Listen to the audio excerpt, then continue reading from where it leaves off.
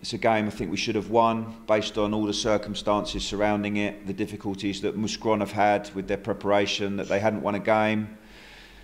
We were looking to go back-to-back wins and push ourselves up the table a little bit. But we are where we are. We're a mid-table team that's got a little bit of inconsistency at the moment in our performances. And I think the biggest takeaway message from that game is, listen, we didn't actually play that bad, but we need to be more mature at managing to see out a game and win 1-0. And listen, if we're not going to win 1-0, then draw the game 1-1, which is another thing we've got an issue with. And possibly, I know Luke asked me about this in the last interview about, you know, why are you winning games and losing games and not drawing games? And possibly that is one of the factors, our ability or inability to manage a game correctly. You know, get through the bad moments, maybe slow the game up a little bit, make sure we're nice and compact, make sure we're organised, don't take any unnecessary risk, would be an example of that. Sure, I don't think it's something for them to be worried about. I think you know, when I pick the side, I'm not picking the side on, obviously I have to have 6 Belgian players involved, that's the rule. But I'm not purposely picking an 11 without Belgian players in. I'm picking what I think is the best team for that particular game. And you know, in upcoming games there'll be changes and it will shift again. So we're very pleased with the Belgian boys. I like working with them a lot. The Flemish players, very committed, honest, hard-working, and they're making progress.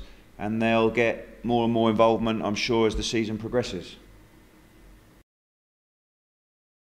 Of course, so I think an obvious one is the system that they play.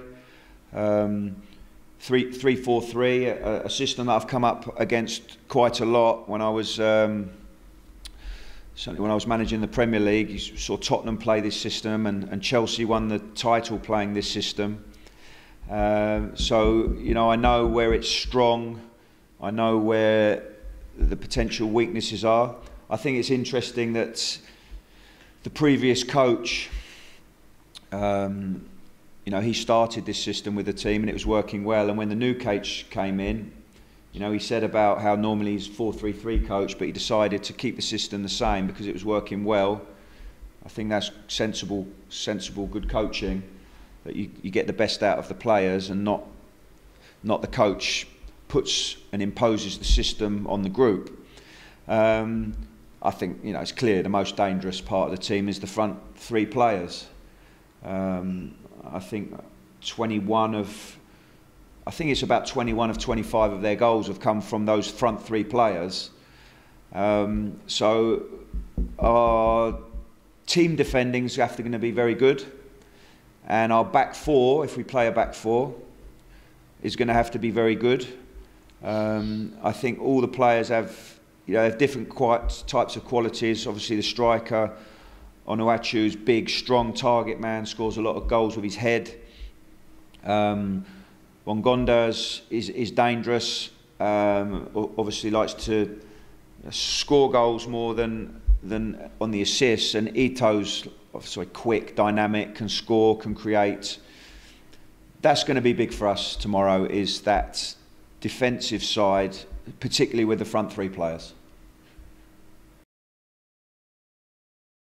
If a player is not in the 11, he needs to be pushing and showing me, you know, that they're ready and they're prepared and that they're confident, and they give me confidence. And the same if they're out of the 18, that they've got to try and push their way back in to be involved.